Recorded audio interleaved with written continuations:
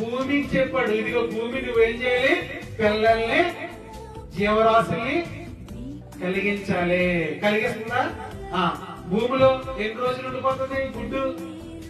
10 రోజులు 15 రోజులు ఉండిపోతుంది. ఆ తర్వాత భూమి లోపల నుండి పిల్లలు పుట్టుకొస్తూ వచ్చేస్తుంటాయి బయటికి. మీరు గమనించారు లేదు? చిన్నప్పుడు నేను గమనించాను. ఇప్పుడు కూడా చూడండి, తొండలు ఉన్నాయి కదా, తొండలు. అక్కడ తొండలు కనబడుతున్నాయా? ఆ తొండలు ఉన్నాయి. తొండలు ఏం చేస్తాయో తెలుసు? గుడ్లు పెట్టేటప్పుడు గొయ్యి తీస్తాయి. గొయ్యి తీసి ఆ గోతిలో ఆ గుడ్లు పెట్టేసి కప్పేసి వెళ్ళిపోతాయి. తెలుసా మీకు? తొండలు గొయ్యి తీసి గుడ్లు పెట్టి కప్పెట్టేసి వెళ్ళిపోతాయి.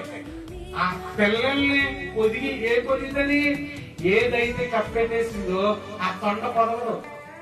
భూమి ఏం చేస్తుందంటే ఆ పిల్లల్ని భూమి కలగజేస్తూ ఉంటారు. అబ్బా ఎంత చక్కటి మాట అంటది.